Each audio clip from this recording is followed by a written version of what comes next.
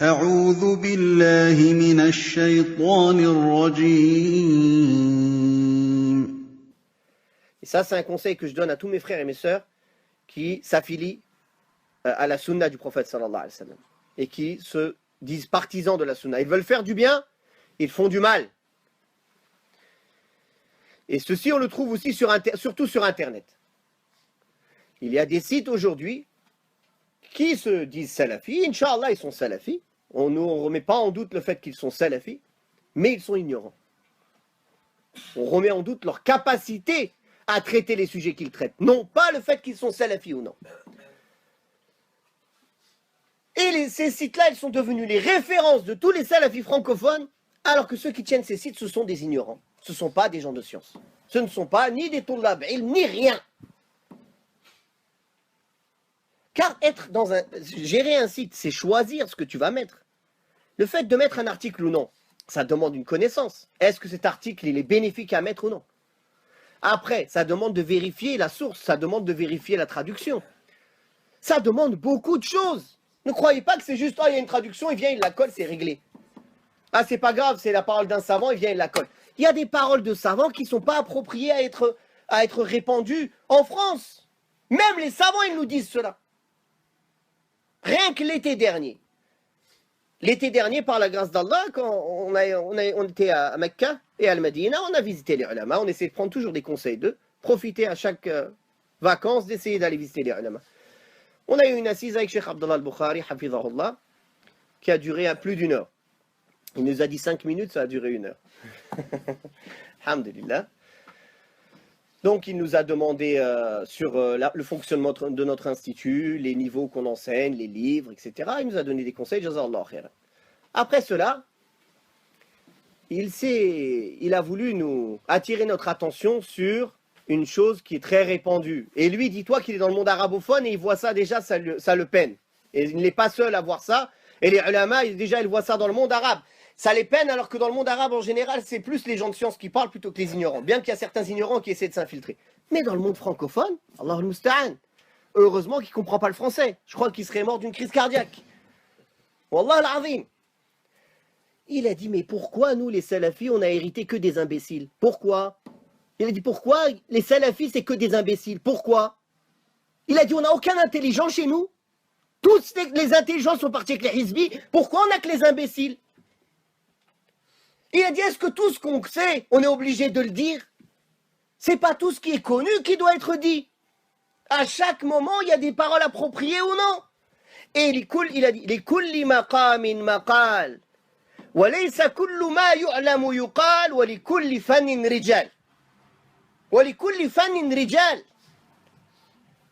À chaque moment, il y a une parole propice. Et ce n'est pas tout ce qui est connu qui doit être dit. Et à chaque science, il y a des hommes spécifiques pour cette science. Et 1 heure, il nous a parlé de ça. 1 heure autour de ça. De ce qui le peinait de voir que des ignorants parmi les salafis, c'est eux qui cassent la da'wa salafiyya. Et c'est eux qui veulent dire aux ulama et aux gens de ilm comment ils doivent faire, comment ils ne doivent pas faire. Et ils ne sont pas suiveurs de l'ilm. Ils ont déjà une passion, ils choisissent dans les paroles des ulama ce qui va dans le sens de leur compréhension étriquée. Ils ne sont pas des gens qui veulent suivre ce que les ulama disent. Les tullab, ils sont avec les ulama, ils leur répètent, les ulama, ils ont dit ça, ils n'ont pas confiance. Ils disent non, toi, tu n'as pas compris. Moi, j'ai mieux compris que toi. Comment tu vas faire avec des gens comme ça? Et il a dit, même Cheikh Rabia, il a dit, pourquoi on a hérité que des imbéciles? Il a dit, tous les intelligents sont partis avec les hizbis. T'imagines qu'on en arrive à dire des paroles comme ça veut dire quoi? C'est qu'il y a des gens, ils sont prêts à parler, alors qu'ils sont ni aptes à parler, ni c'est le moment de parler, ni ils savent comment parler. Et c'est eux qui cassent notre da'wa. Après, tu es là à devoir t'excuser et réparer les erreurs de ces imbéciles. Tu passes derrière eux. Comment tu vas faire? Déjà, la da'wa salafiyya, elle est lourde, elle est dure. Elle est difficile. Elle demande de la science, elle demande de la patience. On a plein d'ennemis. On n'a pas besoin des gens dans nos rangs qui nous mettent des bâtons dans les roues sans faire exprès. Ils ne font pas exprès. Attention. Je ne dis pas que c'est des espions. C'est des gens, ils ne font pas exprès. Mais il y a un problème chez ces personnes-là. Ils aiment l'exposition. Ils aiment le devant. Ils aiment donner leur avis sur tout. Alors maintenant, par exemple, tout le monde a un compte Twitter. Moi, je pense que, moi, je vois que, moi, je dis, arrête, wallah, l'azim, tu sais pas, yom al-qiyamah, les péchés que chaque lettre que tu écris, combien de péchés ça fait? Arrête. Suis, tu as un compte, suis ce que les ulama ils disent, suis les traductions des paroles des ulama, c'est tout. Parle pas. T'es pas obligé de parler. C'est pas parce que tu as un compte Twitter que tu es obligé de parler. Hein? Est-ce qu'on t'a obligé, quelqu'un t'a mis l'épée sous la gorge pour parler? Subhanallah. Ne parle pas. Écoute, apprends. Apprends ce que les ulama ils disent. Ne parle pas. Laisse les gens aptes à parler. Même si ce que tu dis est vrai, parfois ce que c'est les frères et les sœurs ils disent, c'est vrai, mais c'est mal dit, c'est pas le moment, c'est pas l'endroit de le dire, c'est pas comme ça. C'est pas comme ça. Les ulama, ils prennent le temps, ils savent comment parler, ils savent où parler, avec qui parler, selon la personne que tu as en face. Quand une chose que tu dis en public, c'est pas comme une chose que tu dis à quelques personnes. Une chose que tu dis en privé à une personne qui est étudiée, c'est pas comme une autre. Et un public francophone, c'est pas comme un public arabophone. Il y a beaucoup de choses à prendre en compte. Il y a beaucoup de choses que les ulama, ils savent, ils ne le disent pas. Parce que c'est pas le moment, parce qu'il n'y a pas d'intérêt à le dire. Les toulab, ils le savent, mais ils ne le disent pas au grand public. Parce que les gens, ils vont pas comprendre. S'ils disaient tous, déjà le peu qu'ils disent, les gens, ils comprennent pas. Ah, pourquoi il a dit ça, le cheikh? Ah bah non, je comprends pas, bah c'est pas logique ce qu'il dit. C'est le commun des gens qui jugent, est-ce que c'est logique, c'est pas logique, est-ce que c'est... Voilà, on est arrivé à où? Voilà, on en est arrivé à où? Donc, barakallahu fikum.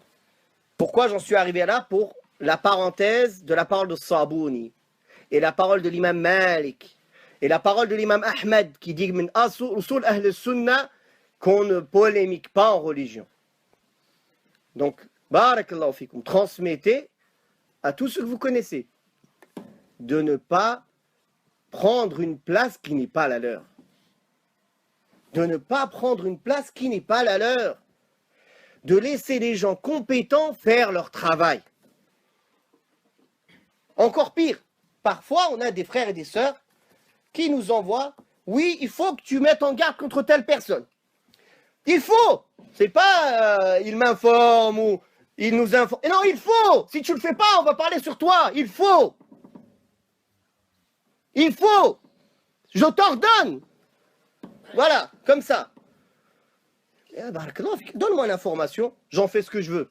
Je vois l'intérêt, pas l'intérêt, je fais mon enquête de mon côté. Après, même si c'est vrai, peut-être j'en parlerai pas. Je vois pas que c'est l'intérêt d'en parler. On va pas lui faire de la publicité à ce Mubtadi', par exemple.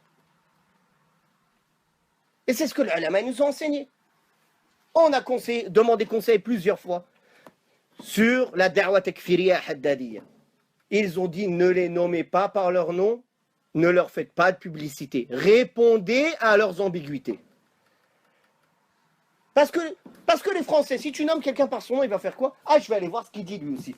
Hop, il va aller écouter, après tu l'as perdu. Ça y est, t'en as perdu un autre.